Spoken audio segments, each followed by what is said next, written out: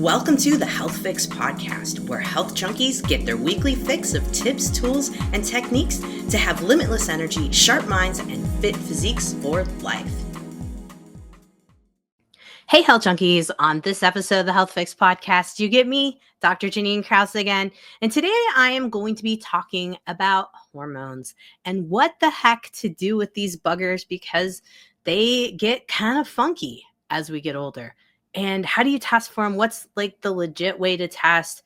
Which ways make sense? And I want to clear up some confusion in terms of bioidentical and natural hormone supplementation. So let's get into the podcast. So I'm often asked by my listeners, but also by my clients, what is the best testing for looking at your hormones? And my answer is, it depends. Now, if we're looking at real time, what's going on with your hormones, blood is going to tell you what's going on in that moment. And a lot of docs will argue like, well, you can't get accurate results from hormone testing, so why test it? Because it changes every day. Yes. And here's the thing. If I can get clients to take a snapshot of what's going on every single day in their life, and we can pair it with the moon cycles, we can pair it with just a standard old calendar, you can write it down and note when do you feel the best and when do you not feel so great and when do you have your symptoms. By doing that for an entire month, you are going to know when you don't feel the best. Those are the time frames in which you want to have your blood drawn. Now, a lot of people will say doing the hormone testing between day 19 to 26, and that's because estrogen is going to be a little bit lower. It's not on the rise, and it's kind of going to be kind of like humped, let's say flat-ish, and the progesterone is supposed to be higher at that time frame. And so we can get a good read of if progesterone is sufficient and if estrogen is doing okay too. Now, that is good in theory because it is what's going to show in blood. But if you are using a topical type of hormone support, or if we are wondering, are there any hormones getting stuck in the tissues, saliva is going to give you a really good sense of what's going on in that case. So say you've listened to Barbara O'Neill, say you've listened to other folks and you've heard that like wild yam cream is a great natural option to put on your skin at night to help you to sleep and help with some of the perimenopause symptoms. Now that is true. And applying it upper inner thighs, upper, arm, inner wrists. A lot of people say don't do the arm anymore because we have the lymphatics here that go to the breast. And okay, you know what? I don't care. Just rotate the locations. I don't want to get in arguments with anyone where to apply it. Now, the other big thing here, like, yes, I do think that yam cream can help, but we have to look at it in terms of saliva to see, are we getting enough in? Because blood traditionally will not show a super high progesterone level. It's going to show a little bit more blunted. Now, if it's high in the blood, we know there's a problem. Let's put it that way. Otherwise, we're going to see a blunted level compared to what you would see in saliva, especially if you are applying your progesterone or wild yam cream topically. Now, another thing that you want to be thinking about in terms of saliva testing is if you're using a vaginal cream that has DHEA, something that helps with vaginal lubrication, that can also affect levels. Same thing goes if you've got a skincare product that's helping with skin, like anti-aging creams, some of those have DHEA in them, and they can cause a spike in your DHEA levels in a saliva test. So we do want to be thinking about those kind of things. But what do I do when I'm thinking about hormones and I'm getting someone into the practice and I want to learn what's going on with them? I will often do blood and saliva to start off with, even if they're not applying hormones. And I know that might sound strange too, but it helps me to kind of see if anything's hanging up in the tissues. Now, I may also do a hormone test called the Dutch test, which is a urine metabolism of hormones test. Now, I tend now to reserve that for later on in my practice, meaning with someone, meaning I want to see if we put them on herbs or we put them on a hormone, if they're going to break it down through the urine, like I'm going to break it down through the urine. They're going to break it down through the liver, and then I'm going to see it in the urine test. But what I'm wanting to see here is what's going on in that, to see if there's anything happening. And so if you are wondering where your hormones are at, those are kind of the three ways to test. Now, there is a different modification on a urine test, which is known as MIRA, MIRA, and it's typically used for fertility. But I have figured that, and the company also has other folks doing this and talking about it, is that we can also look at perimenopause to help with the weird fluctuating hormone symptoms, because you can use this MIRA to test up to 20 times during the month. So if you have a lot of symptoms, they're all over the place and you're confused, the Mira device can help. What it is a little device that you put a wand into. You pee into a cup, you put the wand into the cup, and then once it's saturated, then you put it into the device, and the device has a readout for you in terms of your progesterone, estrogen. It also looks at LH-FSH in terms of ovulation and things of that nature too. But what's cool about it is you can see multiple reads throughout the month. And once you buy the device, you have the device that's yours for life. So you can just buy once each month as you're trying to figure things out. And I really do like that for helping to figure out complicated cases when it comes to, say, I've been giving someone bioidentical hormones and we just can't seem to get a good dosage. Like either they're not enough or it's too much. They're having lots of side effects. This is a good tool to help with that.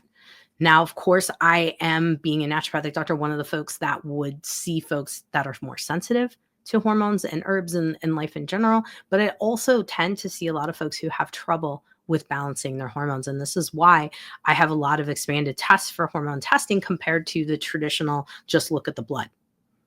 And it's well documented that saliva testing is best for if you're putting on topical hormones. And this is where we can get into the weeds a lot of times, where folks will be putting too much of progesterone on. They may be gaining weight, they may be getting acne, they may be super tired and lethargic and being like, man, I don't know about these hormones, but my blood tests keep coming back as that I have low progesterone. Well, that's because it's probably building up in your tissues and you're not seeing it in the blood. So if you are using anything topical, estrogens or progesterone or testosterone even, I recommend using saliva testing to get the most accurate results for yourself. Now, if you're injecting something like, say, testosterone, blood is going to give you a better result in that case. And I do recommend, even with men that I work with, I do recommend looking at least once at a Dutch test to see how you're metabolizing that testosterone, because we make testosterone first, then we back convert it to estrogen. That's men and women across the board. So really important to be thinking about that. And if you're taking testosterone and you're injecting, you do want to look in the blood and see what's going on. And then the blood is filtered, so that's what you get in urine. So that tells us how you're metabolizing things, which I like to see that. Now, if you're using testosterone cream and you're a guy or a gal, saliva testing is going to give you the best result there. So that's the testing component of things. And like I said originally, the more data you have on yourself, the better you're going to know when to test. That has been my blanket statement lately. Now, moving on from the testing question, the next question that I get is bioidentical hormones. A lot of folks will say, I want to take bioidentical natural hormones. There's no such thing. Bioidentical hormones are synthetic. They look like what your body makes, but compounding pharmacies are making these and putting them together into creams or troches or sublingual drops. It's not, it's synthetic. It is not natural. Now, where I think the confusion's coming from is the creams that are made just from wild yam, like the actual herb wild yam. And you can tell the difference between this because bioidentical progesterone is made from wild yam. But what it says is USP micronized progesterone or USP progesterone versus wild yam. Same thing goes for if you're looking for an herbal version of an estrogen booster. The creams will say things like black cohosh or red clover or sage, whereas bioidentical synthetic is going to say 17-OH hydroxy is OH is a hydroxy group, and it's going to say estradiol on it or estriol, which is a actual estrogen. It's your weaker estrogen, but it's a great estrogen for your skin and your vaginal tissue and vaginal lubrication. Now, I think a lot of people aren't even aware that there are three main estrogens: estrone, estradiol, and estriol. So when we say bioidentical hormone support, we can mean a lot of different things there. So we need to be specific on what we're talking about here. Now, estradiol, like I mentioned, the 17-OH estradiol, that is the typical bioidentical form of estradiol. It's often just termed as estrogen. Now, there is another thing called biest, which is two types of estrogen: estriol and estradiol. And it comes in normally in 80-20 balanced ratio, meaning 80% of the biest is made from estriol and 20% is made of estradiol. But as a doc, I can change that ratio. I can make it 70-30. I can make it 90-10. You can make it 50-50. There are many ways to provide bioidentical hormones to folks. But the most important thing here is to think about is like, that is synthetic. It's bioidentical because it looks like your body's actual hormones, but there's nothing about it that is like an herb. It's been derived from herbs. It's not, and estrogens are not derived from herbs. The wild yam. Well, like, let me back up. They're all derived from wild yam, but the more you're getting towards 17-OH estradiol and the more you're getting to estriol, this is like, I'm getting myself into the weeds here, even with this conversation. The more it's synthetic, you're further away from it, and so you want to be really well informed that bioidentical does not mean natural. It means bioidentical, and it is synthetic. So something to think about. And yes, when you look at things that are compounded from a compounding pharmacy, they are coming from wild yam, but they are not just straight up like mashed up wild yam. I think that's the best way I could put it. It's a derivative. All right. So that's one of the other things I want to clear up in terms of confusion. The other big thing that I'm asked all the time is how do you work with hormones? What's your philosophy? How do you apply them for folks? Because what I've seen very standard in the conventional medical community is that because of research, the gold standard is to give either estrase, which is a estrogen cream, and progesterone capsules at 200 milligrams. That's kind of one of the standards. The other standard would be a 0.05 milligram micronized estradiol patch with 200 milligrams of progesterone micronized. And that's kind of the standard of what's being handed out. But here's the thing. A lot of people can't tolerate 200 milligrams of progesterone. 200 milligrams of progesterone can cause weight gain, it can cause puffiness, and it can cause acne. And that a lot of people don't necessarily want that because a lot of women are hoping, secretly hoping that estrogens and hormone replacement is going to help them lose weight. And sadly, that is not often the case. I wish it was. I wish it was. Same thing goes for estrogens. Now, a lot of times the standard, like I said, we could do the estrase cream or we'll do a patch of estradiol. And I do these. I don't do estrase cream because it has parabens in it. I will not recommend that to anybody. But I will use the patches because they're easy and we can cut them. Now, that is not standard treatment. It's a little Wild West. And that's how I roll when it comes to hormone dosing because I think that sadly, a lot of people are being overdosed on hormones.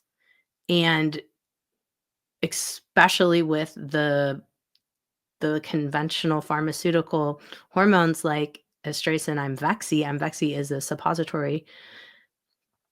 They have respectively in estrase parabens and in Imvexi that has phthalates in it. These are hormone disruptors. Why we have hormone disruptors in bioidentical hormone replacement therapy, I don't know, but it's mind-boggling. And so I do not recommend those. The only pharmaceutical estradiol I recommend is the patch. Otherwise, beyond that, it's bioidentical creams. And there's a lot of debate out there. I've even seen multiple research studies saying that the creams don't work and the creams this, that. It's hype. It's hype. You know what works? What works is what your body tolerates best. And sometimes we have to go through a lot of different things to find that out. But typically, starting with something like the patch and cutting the lowest dose patch in half can be really great for a lot of women, even if they're still cycling. I've used it right after ovulation for women if there's a migraine, and right before the period if there's migraines, or even PMDD where their symptoms are so severe that they're a threat to themselves or their family. Now, most people don't fall in that category, but sometimes you got to do what you got to do. And so I will use a 0.025 estradiol patch cut in half or cut in thirds or even cut into a sliver with a compounded capsule of anywhere between 10 and 30 milligrams of progesterone in a capsule. Or I will use progesterone cream, depending on the person's preference. Now, I have found that for postmenopausal women, and I know that the compounding pharmacist that I like to work with too has found that around 30 to 40 milligrams of progesterone cream seems to be a good amount for most postmenopausal women to help with supplementing progesterone. And unfortunately, a lot of people are getting dosages of creams that are like 100 or 200 milligrams, mimicking the oral 100 or 200 milligram capsules, which it's not one to one. You will absorb things faster, especially if you're going to apply it to your vaginal tissue. If you're applying it to your glute or your low back, it's a slower absorption. It's slower than using like your wrist or your upper inner thigh or your labia. Vaginally, like I mentioned before, if you apply it there, it's going to go, that's super thin skin. It's going to go in very fast. Labia or thin skin, it's going to go in fast. So when you're thinking about using a bioidentical hormone replacement therapy, you want to be thinking about your delivery. You want to be thinking about how many days a week you're putting this on.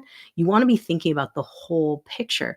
It's not just here's a standard dose and boom, out the door you go. And this is why I've kind of dedicated a lot of my practice to helping women sleuth out how to use their bioidentical hormones. Now, I will also put in bioidentical hormones with herbs too. It is not uncommon for me to use black cohosh, the herb, for estrogen support and use progesterone for progesterone support, like whether it's a capsule, whether it is a cream. And often I'll do that in the perimenopausal stages. Now, there's many different ways. I have an article that I wrote in the Naturopathic Doctor News and Review where I talk about all the different ways that I blend herbs and bioidenticals, and I'll link that in our podcast notes at drjkrausnd.com if you'd like to read further. But the bottom line, what I get asked a lot from clients is, well, how come my general practitioner wanted to give me capsules and estrase. So pharmaceutical-based progesterone capsules and estrase, the pharmaceutical-based cream. That's the standard, and that's been what has been researched. That's why it's recommended the most. The patches are sometimes used just as commonly as the estrase creams. Now, a lot of folks will ask me, well, is the pharmaceutical progesterone bad? Well, it works. The issue with it is that it's suspended in peanut oil and it also has titanium dioxide in it, which has been linked to being a hormone disruptor as well. So, and linked to cancer and other things. So you have to think about these things like, do I want that in my body? Am I okay with it? And then you move forward. Now, I will tend to compound the progesterone capsules from a compounding pharmacy so we can remove the peanut oil suspension and we don't have any titanium dioxide. It's just progesterone and cellulose for the capsule. Now, what's kind of cool, because let's face it, sometimes folks have trouble with progesterone. And like I said, puffiness, weight gain, or acne. So what I've done is we can do something called an extended release progesterone, where you put in a little bit more of birch fiber, which is more or less like fiber. It comes from the birch tree. And you can take that and slow down the uptake of the progesterone. And so instead of taking it at night to help you be sleepy, you could take it during the day and have an extended release of it so that you're not getting the body hitting it really hard through the gut and having such drastic symptoms that some people have. Know that that is a possibility. Now, you can also work on fluxing your hormones, meaning you could take weekends off. So you could apply Biest, which is the combination of estradiol and estriol, and you can apply that every day, and you could take your progesterone at night, and then on the weekends, Saturday, Sunday, you take it off. Just don't do it, or you take one day off. That gives the body a little chance to catch up and clear out some of the hormones. This is a big deal that will happen after someone's been using hormones for a little while, or for folks that can be a little bit more sensitive. Sometimes when you're applying a cream and you're rotating locations, let's face it, the body can sometimes be slow to uptake in through the cells, metabolize it, and move it through. So it hangs up. And then some people will tend to have side effects. The most common side effects of progesterone, I've already noted with weight gain and acne. The most common side effects with estrogen are folks having trouble with bleeding. If they still have a uterus, they'll get a little bit of a bleed. They might feel breast tenderness. They might feel moody. They might feel a little more irritable, aggressive, things of that nature. Testosterone can also have side effects, breakage of the hair. It can also cause acne. It can also cause irritability as well. So we need to be aware of the side effects that can happen with these things. And if you see them, then the idea is, okay, how can I bring down the dosage a little bit? One, take a break. Two, actually drop the dosage. Or three, we can use something called diindolylmethane or calcium D-glucarate. These are both products that are meant to help the body to detox hormones more effectively. Diindolylmethane is an extract of cabbage, cauliflower, broccoli. It's called DIM for short. And then calcium D-glucarate is literally a type of calcium that is able to bind estrogen within the gut. And so for a lot of people that have gut symptoms when their estrogen levels go high, this is great to grab it. And then also for people that are overabsorbing back the estrogens through the gut, which can happen commonly in constipation, this can be helpful. Now, there's a fine dance with calcium D-glucarate because it is a calcium. It can cause constipation in addition to help folks with the constipation balance their hormones. So it's a little bit of a juggle, but nevertheless, those are options for you to help you to detox the hormones more effectively. And a lot of times I will help folks figure out the right balance of how much they need of the diindolylmethane, how much they need of calcium D-glucarate to get the desired effect. Same thing goes with guys. Sometimes saw palmetto can help to detox a little bit better along with DIM. It's not a one size fits all situation, and this is the biggest thing that frustrates me with the anti-aging, let's call it, movement and the hormone replacement therapy space. It's being kind of touted like, well, you need this and you need that, and that's it. No, this is a tailored individual situation, especially if you're noticing you're having side effects and you think, oh, maybe this stuff isn't for me.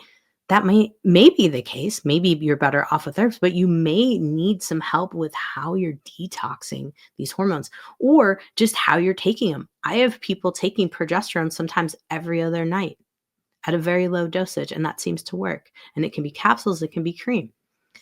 It just all depends. Same thing goes with the patches. I'll have people doing the week-long replacement patches or twice a week replacement patches because there's those two options. It just depends on what's going on. And then, like I said, the hormone holidays on the weekends. So you can do a lot of different things with these hormones over time. I'm going to round out the podcast with the last biggest question I get on hormones, and it is, do I need to be on these for life? Great question. It's a great question.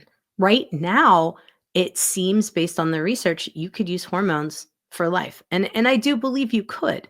I think it's more of a matter of microdosing. And I think you need less as you do get older. Because what I'll see with a lot of women is after they've been using bioidenticals for 10 plus years, the dosage needs to come down a little bit. And sometimes even in 5 years. I'm testing at least once to twice a year, by the way, to know where people are at. I'm not leaving people go for too long. That's not a good idea. You want to know what's happening. And for a lot of women, as time goes on, they will start to have a little more breast tenderness. Or if they still have a uterus, they might get a bleed and be like, what in the world's going on? Why am I bleeding? too much estrogen in the system, or they might start to feel puffy. They might start to feel too sleepy. And, there's many different manifestations of too much hormones. And this is why testing is absolutely crucial, and knowing where you stand each and every year. And so some of my folks who've been taking hormones for decades, I have clients in their 80s that are still on bioidentical hormones. What have I seen? Their skin looks great. Their bones are great. Their cardiovascular systems are good. So we are getting protective effects. Now, do I have thousands of people that I can report on? No.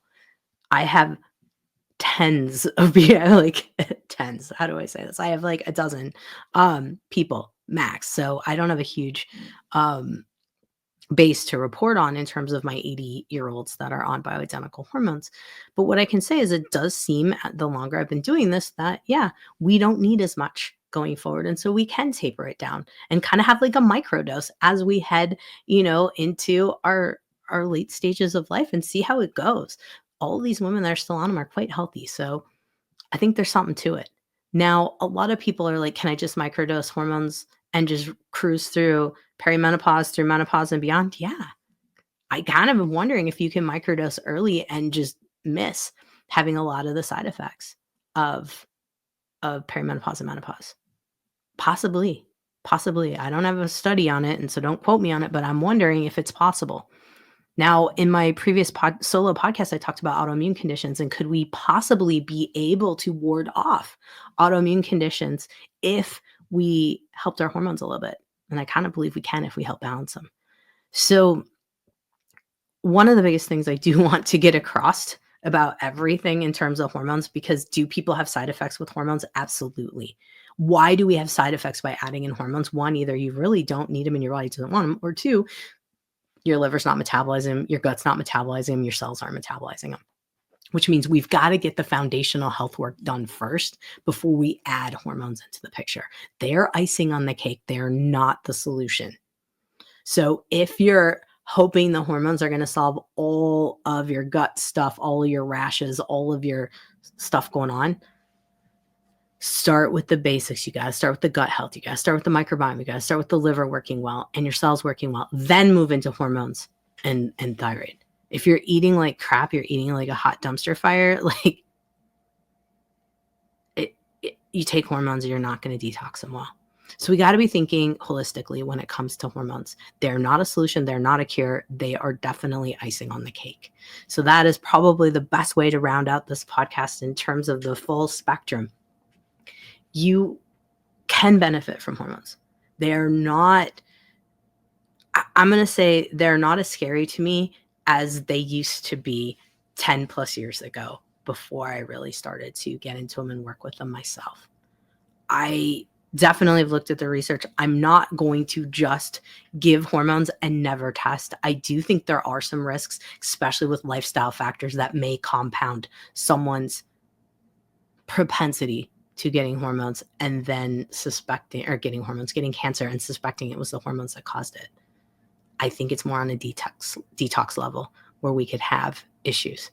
So you want to be testing frequently. You want to make sure that your liver, your gallbladder, if you have one, your gut, your microbiome, all those things are working well and your cells are doing all right before you start upping hormone doses. Now, will I give hormones while I'm working on someone's general health? Absolutely. But I always want folks to realize that it's icing on the cake and something that can amplify. It's not the solution. So that rounds out the biggest questions I get on hormones. And my girlfriend and I are working really hard over at the Center for Human Restoration on a program for hormone support that is completely holistic to help put together everything you would need to ease into bioidentical hormone replacement, whether you want to do natural or whether you want to do the bioidenticals. I see even I just misspoke on that one. You can see why it's confusing. So we're going to help on the natural side if someone wants to support their hormones naturally, but also on the bioidentical hormone support side and what you can do to just thrive with hormones, but also age well, ward off some autoimmune conditions, and really just feel your best in these times when you start to feel like, what is going to happen? Oh my God, am I going to age faster than I imagined? I mean, am I going to age like my mom, my grandma, my aunt, my aunt, like what's going to happen? Let's take down that mystery and help you feel like you're in the driver's seat and in control of your hormones and how you age. So stay tuned for more offerings coming out from the program that we're putting together at the Center for Human Restoration in Crandon, Wisconsin. And yeah, we'll see how that goes. And definitely for all my folks in Washington, I will be also doing a little something there too. All right. That's about it on hormones. I'm going to put all of my resources in the podcast notes at drjkrausend.com. All right. Have a great day, whatever you're doing.